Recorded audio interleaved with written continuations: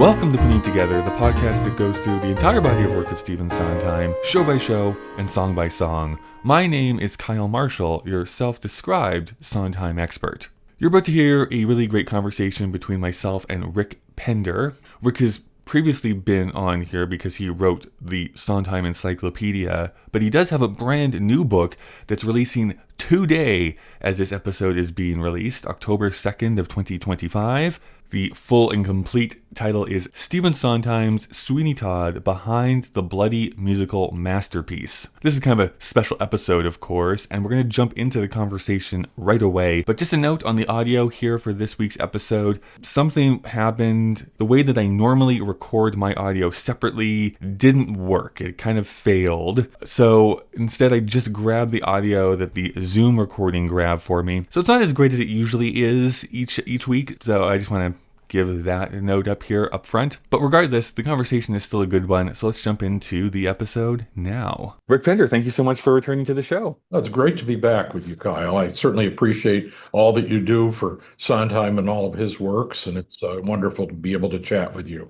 Yeah, you have just completed a book all about Sweeney Todd, the official name, of course, being Behind the Bloody Musical Masterpiece. I want to know from you first, when was the first time Sweeney Todd was introduced to you? Oh, let me think for a second. I came to Cincinnati, where I live now, in 1980, and I had heard rumors about this musical that had opened in the fall of '79, but I don't, because I live out in one of those flyover states, I didn't always have an opportunity to get to New York City. And I just remember reading about it and thinking, this is very strange subject matter for a musical. And then I believe I came to Cincinnati to work for a national public radio station. And I believe that I heard probably on All Things Considered, some sort of an interview or a feature about it and heard a bit of the music. And I thought, wow, this is pretty interesting stuff. So that, I guess, would say that was my very first taste, even though at the time I was thinking, this is very strange. I mean, a musical about a serial killer and people eating meat pies, stuffed with his victims and that sort of thing. So, were you already kind of into the Sondheim universe at that time, or had you kind of made that, or did you even know who he was, I guess? I would say only tangentially. I tell this story. I probably might have said it to you when we talked about my encyclopedia, but my first taste of Sondheim, I didn't really even know it was Sondheim. When I was about 14 years old, I bought the movie soundtrack for West Side Story, and I thought, boy, I love the words to all these songs. Now, who had heard of Stephen Sondheim at that point? Really, not me. Mm-hmm. But then his name became more familiar. And then in the mid 70s, I saw a production of A Little Night Music. And I would say that was really what lit my fuse on, gosh, this guy is great. I love the music that he writes.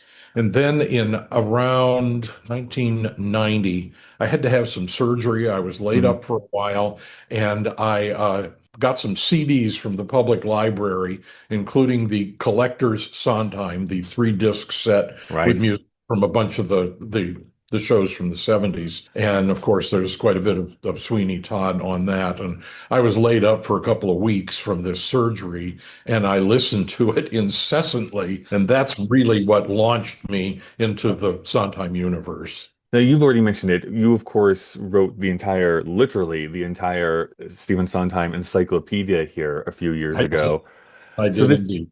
So this is your follow-up to that. Why Sweeney Todd then? Why not A Little Night Music? Why not West Side Story? Why not something else? Well, the foundation for it was my writing of the encyclopedia, and my publisher for that, Rowman and Littlefield, which has now become part of Bloomsbury Publishing, but still working with the editor who approached me after the encyclopedia came out and said, that's selling pretty well. We're thinking maybe another book about some aspect of Sondheim would be a good idea. And we thought maybe an in-depth study of one of the shows. And, which one would you think would be best? And what I said then was that I thought that Sweeney Todd is sort of generally assumed by most people to be his masterpiece, and that would be the ideal one to write about. I also thought it had interesting backstory. It had multiple productions, all of which I thought would be good subject matter for a book like this. So that's Hmm. sort of how I came around to that. I've actually been thinking if I ever wanted to do another book, it might be about a little night music, but I haven't got that. I just got this one finished, Yeah, so. right. Let's celebrate the thing that we've just created here before jumping too far ahead. I mean, you've obviously done a bunch of research for this book.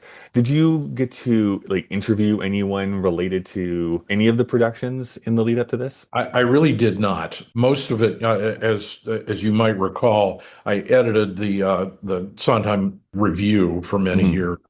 And so I had all of that material, and of course, had become increasingly familiar with the broad array of his works by editing the insights of other people. I had a lot of that to refer to, and that I drew upon a lot of that sort of thing. So I did not do any original interviewing with this. What was your biggest surprise putting this all together? Was there something you just like assumed was maybe true and then discovered it was wrong, or something that just like popped out to you like, oh, I never knew this? It wasn't quite that because I felt like I knew the show pretty well, but it was actually the roots, the penny dreadful material Hmm. that really laid the foundation for this story. I knew that sort of like Angela Lansbury early on said, well, everyone knew the children were threatened with you better behave or Sweeney Todd's going to put you in a meat pie. But that was about the depth of my understanding. He was just sort of a boogeyman character, and I didn't know that much more about it. And so for me, really digging into the materials from the 1840s, I was absolutely fascinated with all of that. I have a PhD in English literature, and so although my field was not 19th century, I thought I love to get in and dig around in the roots of various kinds of literary traditions. And so this was great fun for me to go back and learn more about all of that sort of crazy writing that was going on in the 1840s that was sold in serial fashion, and people, pardon the expression, but people just ate it up, and Yeah. because it was it was sort of a episode at a time, and it became almost instantly popular. The original story, the one called String of Pearls, which is when Sweeney first appeared as a character, came out in something like 47 installments. Hmm. And in fact, even before the final installments were published, this fellow named George Dibdin Pitt had developed it into a melodrama. And then that's sort of what carried it forward through the latter part of the 19th century. But in the book that I've written now, I have a full chapter that really deals with those literary roots. The publisher named Edward Lloyd, who published a lot of this kind of material, and he actually had a whole stable of writers. And for a long time, there was uncertainty about who was actually the author of most of the material, and that has come down now to probably be a fellow by the name of James Malcolm Rymer, who wrote quite a bit for one of Lloyd's publications. It was called the People's Periodical and Family Library. I think today we would think that's a strange title for material like Sweeney Todd with all of the Hmm. things that go on in that tale. But it was Rymer who probably wrote the majority of the material. Yeah, all that stuff is super fascinating. I did very surface level investigation into that sort of stuff when I did my Sweeney Todd season. I think what was interesting to me about reading through some of that history, obviously there's all these like fun and fanciful characters who, and I mean this in the most lovingly way, people from the UK, but everyone's name in it sounds like a Charles Dickens character to me. It's just like the most Yeah. grandiose of names. The thing I guess I didn't realize was, at least what I understood, you have the original String of Pearls that comes out, like you said, in periodicals. It's coming out in, those individual installments. And then because it becomes so popular, they just kind of add more stuff into it, right? It's like, oh, well, we finished the story, but how about like these little offshoots and like They wanted other to like collect a lot of backstories of things? They wanted to collect a lot of pennies from those penny dreadfuls. That's right. So they just sustained it and repeated it and built upon it and wrote threads about the additional characters. And if Mhm. those didn't work, then they just would sort of end them and pick up something more and carry the story on. The stuff that I actually found pretty interesting is Christopher Bond, because I always find that well, if you go to any playbill or if you look at the cast albums, like his name does show up. It's based on his adaptation of Sweeney Todd. He helps write a play that Sondheim sees, and then Sondheim kind of is the one who pushes for it to be musicalized in the first place. But Bond seems to be like an interesting guy too. I didn't realize he was so young when he writes it. He's like in his early 20s when he writes this play. When he wrote it, he envisioned the role of Toby or Tobias Yeah. that he would play it. So that was sort of interesting. So the story behind that, and again, I've got a good bit about this in another one of my chapters. Hmm. But Bond was a member of a theater company that had previously done a melodrama production or two, and Hmm. they'd been well received by their audiences. So he was approached about maybe picking up a script and let's adapt this one and use it. So I believe what he picked up must have been the Dibdin Pit material. He started looking at it when there was not a whole lot of time before it was due to open and realized that it was pretty rough material. There was not much motivation for the characters or anything. And he is really the person responsible for developing the bones of the story that Sondheim and Wheeler ultimately used. Hmm. The fact of Sweeney being exiled off to Australia by the evil judge, coming back and wanting to wreak vengeance on him, all of that sort of thing. That's all Bond's addition to it. So when Sondheim saw a production of this, he immediately warmed to the idea of we could musicalize this, I think. And so he put his attorney onto the case.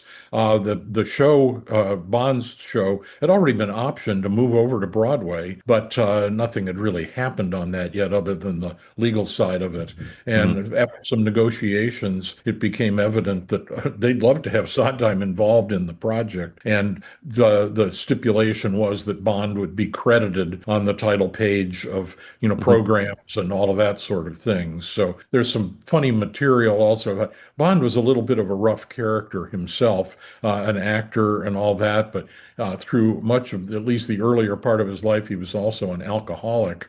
And Sure.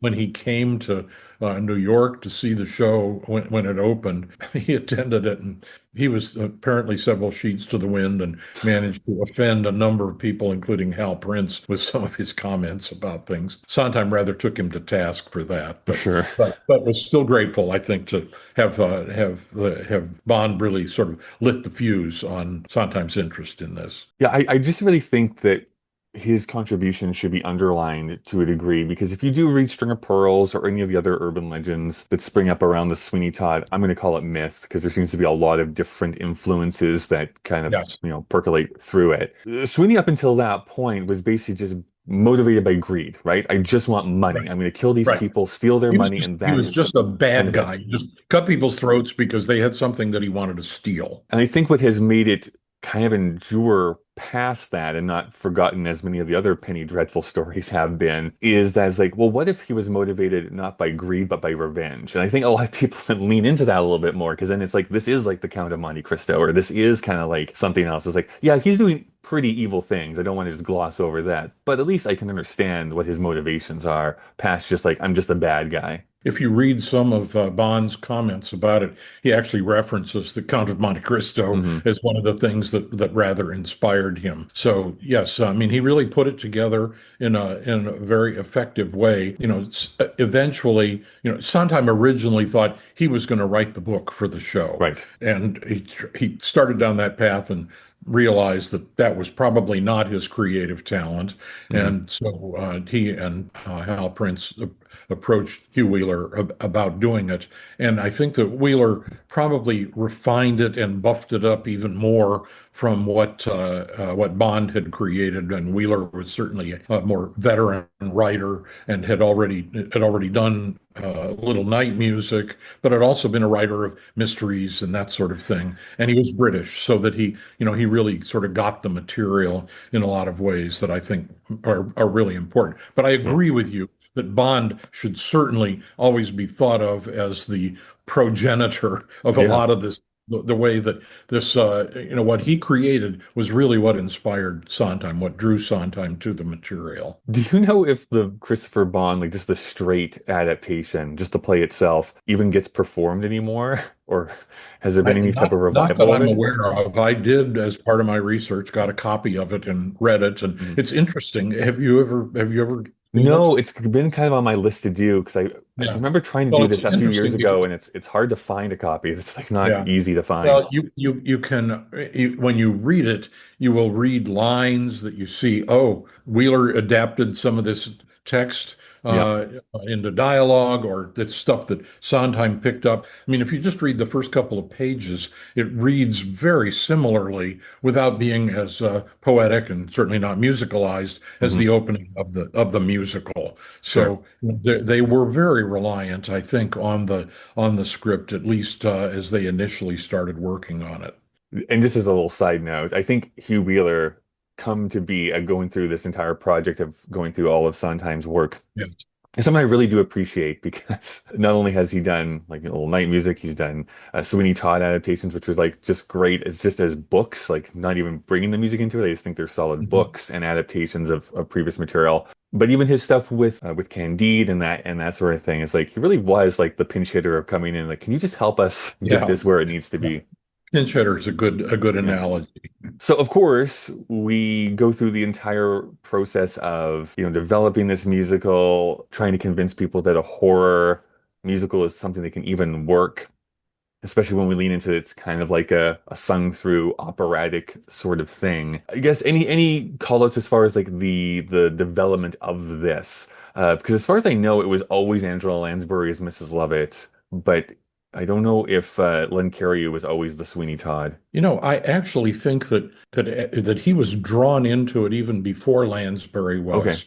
My understanding is that he was the artistic director at a theater in Manitoba, and he was doing a production of Company, and he sent a request to Hal Prince for the stage manager's book from the original production because he Hmm. thought maybe there would be some helpful material to him because he was directing the show. And in that exchange, Prince apparently said to him, Steve's working on this show that we think you might be perfect for. And he was busy with other stuff, but he thought, well, sure, I did pretty well with that previous one. So he ended up in New York and went to see Sondheim, and Sondheim played some of the music for him. There's some funny stuff that Sondheim has written about in Finishing the Hat, and he says that Cariou sort of echoed this in some interviews that I heard from him, that when Cariou came, Steve was sort of nervous about it. And apparently he went out and got some dope and they smoked for a while and that relaxed them. And then Cariou listened to it and he said he was like rolling on the floor. He thought some of it was so funny, but also thought, boy, these people, they're kind of crazy to think that audiences are going to like this. But Hmm. he said, if they can make it work, I think it's going to be a fabulous show. So this was, I believe, all prior to Lansbury being recruited. I mean, they had to have had her in mind. Sure. But my sense is that if there was a time sequence, that Carrier was involved in it a little bit sooner, and then Lansbury, she required a little bit of coaxing, in part because, well, the show is called Sweeney Todd, and she wasn't going to play Sweeney Todd. But again, apparently, when Steve shared some of the music that he had in mind, she immediately fell in love with it and said, "All right, I'm on board." Yeah, it's so fascinating. I mean, I feel like I'm broken record here because I said it so often during the Sweeney Todd season. At least for me growing up, Angela Lansbury is like just immediately Murder, She Wrote. So it's Mhm. like, sweet little New England woman who goes and solves mysteries. You don't necessarily think of her also like chopping people up and putting them into pies. So it's like that little bit of a disconnect when you first come into this show. Well, For me, at least it was. But then, Well, of the course, truth makes the sense. truth of it is, Kyle, that she was a movie actress really Yes. before Lawrence and Sondheim recruited her to be in Anyone Can Whistle, and the character she played in Anyone Can Whistle was not sweet, lady That's true. solving mysteries. She was pretty manipulative, and then she did the revival of Gypsy and some of those kinds of things. She certainly showed more dramatic range and that kind of thing. And I Mhm. think that by the time they were doing Sweeney, they thought, boy, this she's really and the fact that plus her British roots certainly made her, she grew up in that neighborhood more or less around Fleet Street, Sure. and so she got the material, even though she wasn't all that familiar with the details of the story. Mhm. She still, knew what it should sound like, particularly in the ways that Mrs. Lovett expressed herself. And especially too, like even through her film career, you have her in Gaslight, you have her in The Picture of Dorian Gray, The Manchurian Candidate is in the 60s. So I mean like Yeah, she was like kind of seen as almost like this little manipulative kind of actress through her movie career. So it does kind of make a little bit of sense to yeah, have her yeah. kind of come in for that. I think we do have Sondheim and Lawrence to thank for recruiting her to be in a musical. She had not done anything musical Hmm. prior to that show.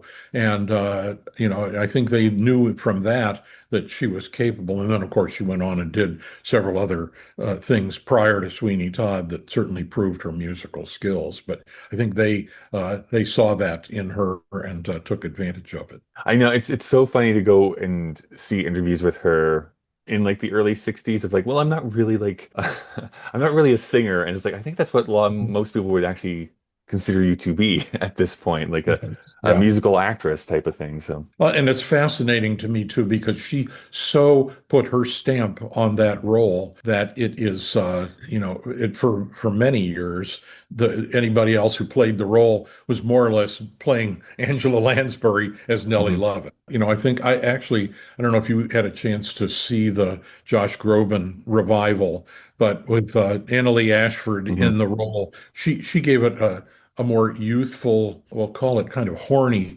approach to the story mhm, that was not, she was more overt about her affection for Sweeney mhm, than Lansbury was. So sure. a rather different interpretation. Something else I know that I've talked briefly about here on the show before, but maybe you have a little bit more insight. The fact that there is a bit of an infamous story during that original Broadway run that could have turned far more macabre than it did of the set almost crushing the actors, and it was kind of Yes. this last minute save on stage. So we should give a little bit of Hmm. background for people who are not familiar. That original production was an immense set, Hmm. and scenic designer Eugene Lee had actually gone to, I think it was somewhere in Rhode Island, and purchased the remains of an iron foundry and brought that to New York to be, the set. Hmm. It was heavy. They had to do some reinforcement of the building to be able to support the weight of it. It was Hmm. certainly not originally built to be hung from the upper reaches and that sort of thing. So the story is that I think they were in previews when that happened, and she and Carrier were on stage, and he looked up and saw it descending in a way that it wasn't supposed to, and sort of pulled her downstage to so that it wasn't going to land on them. And she was sort of startled by what was going on. Carrier later said that Paul Gemignani was in the orchestra pit, sort of mesmerized by watching it come down. Hmm. And so and then they also said that the funny thing was that so they had to stop the production. They had to move the piece that had come down to the back of the stage. And apparently Carrier came back on and they picked it up from just before that. He looked out at the audience and he said, "Take two," and then they did it. But the next song that Lansbury sang was "Nothing's Gonna Harm You." So Yeah. there was a little bit of irony to all of that. I mean, we kind of mentioned it or like talked about it here at the beginning, but I'd love to know maybe your thoughts on why do you think this is the show that endures so much? I mean, obviously there's a lot of Sondheim shows that get revived, but Sweeney is the one, I guess, besides Gypsy that seems to people keep going back to. I think there are several reasons for it. Most principally, I think it is the score. The fact that 80% of the show it has music behind it, and not all of it sung, but I Hmm. mean, it's as much like a movie. I mean, that's very much what Sondheim had in mind. And that adds an emotional wallop to it that other musicals in general, and even other musicals by him, don't have quite that same kind of emotional impact to them. So I think that that is part of it. I also think that the story of vengeance and blood and things like that have made it popular. I think that those characters are sort of iconic in many ways. So I think all of those played into it. And the fact that that first production was sort of legendary, won all the Tony Awards, just about everything it was nominated for. I think it won 8 of 9 Hmm. awards. And really every aspect of the show was that. But then to me, the other thing that I find sort of fascinating, I don't know if this accounts for it, but it's the versatility of the show, the way that it could be put on as Teeny Todd, as it was called at Hmm. one. It could be done by, John Doyle with actor musicians. It could be done in the pie and mash shop in London and move the pie shop or a model of it onto a stage in New York and done there. And yet at the same time, big operatic productions of it seem to do well. So I guess I'd say that I think versatility is a big factor in its ongoing popularity. Yeah, I know that the latest revival, the one with Josh Groban and Annalee Ashford, Yeah. was essentially pitched this way, but I do want to see a production myself of it with a full orchestra again. I mean, I Mhm. know that's super expensive, so it would have to be probably like a concert version of it, I'm gonna guess. But still, just to have your hair being blown back by like a huge orchestra again would be, I think, a remarkable experience in the theater. Think about the closest you can come to that these days is with some of the recordings of it. Hmm. The New York Philharmonic production that was Lupone and George. It's got almost the entire orchestration there.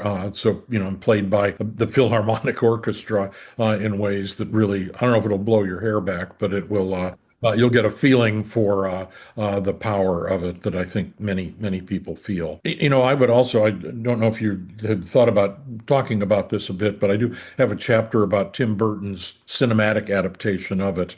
Yeah, And I I think would love to know what your thoughts are on how it was adapted. I think there was a great deal of consternation in advance of that film's release. That word seeped out that some songs were being eliminated, and could Johnny Depp and Helena Bonham Carter really sing and that sort of thing. Well, but all of that nervousness was true, but it was also intentional. Right.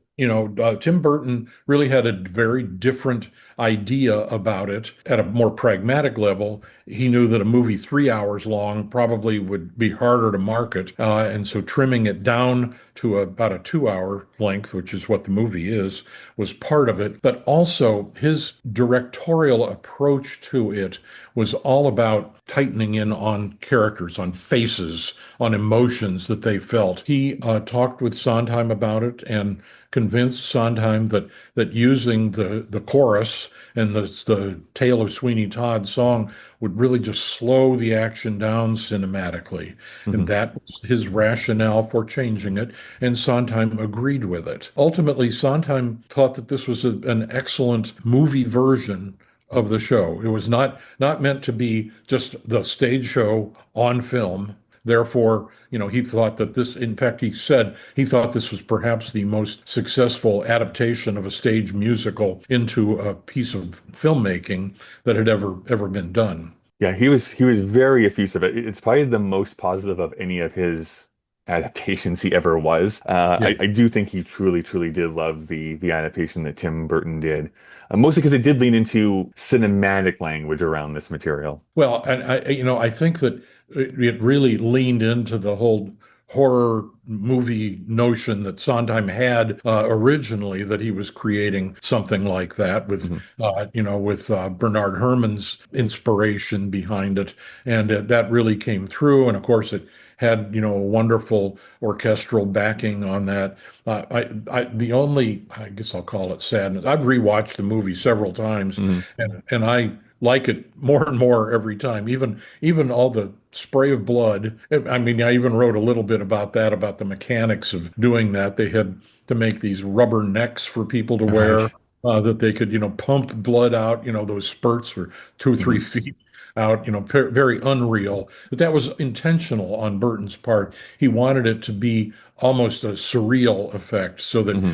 people would know that it's sort of a fairy tale, a scary Hmm. story. And so all of that. But I think that the only real disappointment watching the movie is fine. Listening to the movie soundtrack, you become more aware that Depp and Bonham Carter, they were passable singers, but not great But singers. not And great. I Yeah. think that the people who have really dissed the movie production say, well, they don't sound like Carreyrou and Lansbury. Well, Depp and Bonham Carter could not have done 8 shows a week on Broadway No. like that. But I think that their voices were fine for the way Burton put that show together. Yeah, yeah, and this is something I've been talking a lot with friends recently, movie musicals in general. And it's going to I think the jury is out yet on whether or not Wicked specifically is going to change things. The whole splitting up into two parts. So you have Act One come out and then Act Two come out maybe the year after. And it seems to absolutely be working for Wicked. So I don't know if that's just because it's Wicked or if that might be a signal of things to come. Because I think for the true fan, they do kind of want the maximalist adaptation of the musical. They want everything to be put into it and to luxuriate in that. So I'm curious if there's going to be this like run after how successful these two movies seem to be, the two Wicked movies, I mean. If there is going to be Kyle, adaptations of other ones. I will say my reaction to that is that I think that Wicked had a kind of following Hmm. that people were glad to, bask in whatever it's going to be, Yeah. 4 or 5 hours of material eventually. And I I think that if Sweeney Todd had been given, 3 hours or 3 hours plus, Hmm. the horror would have been diluted by being spread over that much time. I think that the intensity of it comes across as it is. So Hmm. I'm going to say that in my opinion, I think that Wicked, I think it's probably pretty successful, but it's sort of a one-off. It's not, I Hmm. don't, I'm not sure that it's going to be a trend that's going to develop. I want 5 hours of Sweeney Todd, is what I'm trying to say. Well, we can package it with Yeah. Tim Burton and we'll That's get right. both. If I don't get like 15 minutes of that tooth pulling scene, then I don't want to see. Yeah, right. To that end, though, what do you think the future holds for Sweeney Todd? As malleable as it is there something that hasn't been done that you think would be an interesting adaptation of it? Honestly, I'm going to say I can't think of what it would be. I'm not a Hmm. director, and if people had told me early on that an actor-musician production of it would be just as scary as one of the larger ones, or the one in the Hmm. pie shop, whatever, I would have thought, well, maybe. But I have seen a couple of operatic productions of it, and I rather like them. I'm sure that for the future, opera companies are going to continue picking it up. I think, often when an opera company decides to step aside from the opera war horses and do something more contemporary, that Sweeney Todd is often the first choice for that sort of thing. And it works pretty well if it is staged in a way that draws upon singers who also have some acting skills. Hmm. It's not, it can be tedious if it's just people handling it in the way of traditional classical opera, just what they call it, park and bark, where they just sing. I mean, that to me is not all that appealing. But I saw a production about a year ago by the Dayton Opera Company, just north of Cincinnati. It's a small opera company. They did a fine job with it, and I found it quite effective. So I think we will continue to see it being done on a regular basis. I think that part of the reason for that also, though, is the versatility of the show. It can be done in so many different ways, and it still scares the bejesus out of people. Yeah. And so I think that it will have a long life. I'm also going to give some credit to Tim Burton's version of it because that's probably been seen by more than any of the put all the other productions That together. is true. People have seen them. People have seen that, so they know the story of Sweeney Todd from that film. I'll say for myself here as well, what I've become increasingly obsessed with, basically within the last year, Sondheim adaptations specifically in different languages. because I think when you know a show very well, you can, I guess, appreciate it when it goes into a different language, like, oh, I can hear like the musicianship behind the lyrics. I'm not focusing on the lyrics anymore because I don't know what they're technically Yeah, saying. And then the form of like how they are like using production design and that sort of thing. So I've seen some incredible like videos and audio recordings of like from Mexico, from Korea, from Germany, of Sweeney Todd in particular. There's like this is a really cool way to approach this. that's And an you can see excellent that the music can translate even if the lyrics are going to be changed into a different language. That's an excellent observation, and I will back to my book for a moment. Just Mhm. say that I do have a chapter where I talk about international productions and that sort of thing. To Mhm. me, it's sort of mind-boggling that people can translate sometimes lyrics into Norwegian Right. or whatever, into Catalan, and they still work. But I have listened to recordings of a few of those, as you're saying, and when you know the show as well as people like you Mhm. and I do, you certainly recognize, even if you don't need to hear the words translated, you know Right. what it is that they're singing, and it shows that I have a lot of admiration for the translators, I guess. I know. It cannot be an easy job. Well, the book, one more time, is called Stephen Sondheim's Sweeney Todd Behind the Bloody Musical Masterpiece. It's being released on October 2nd, so I'm assuming people can pre-order it now and then also buy a copy when it comes out on the 2nd. I will tell you, Kyle, the editor who recruited me to do this, he said, I think it'll be perfect for us to time it coming out on October 2nd because, well, there's Halloween that month. That's Maybe, exactly I right. don't I know think how perfect much month. gift giving there is around Halloween, but maybe a few people will find that one inside their pumpkin or Just, something. yeah, buy a few dozen copies, hand them out to the kids as they come out to the door. And Good idea. I like that. Rick, if people wanted to stay in contact with you, what's the easiest way for them to do so? The best way would be to go to my author website, which is Rick Pender Writes, three words, but all run together. So rickpenderwrites.com. And they will find links to the encyclopedia. They'll find links to other books that I've written that are not musical theater oriented, but it's all there and links to the publishers and that sort of thing. All right, perfect. Well, thank you so much. Great to talk to you, Kyle. Thanks again. 뻔한 거지 뭐 도둑놈과 사기꾼을 섞은 맛 사채업자 들여본다 무지독하게 거칠고 더럽겠지 그런 배우 뒤실라우 너무 과해서 부담스러워 근데 여기 메뉴에 판사는 없나 그래 판사 아직은 없지 아직은 하지만 그것보다 더 땡기실 만한 게 있다고 그게 뭐지?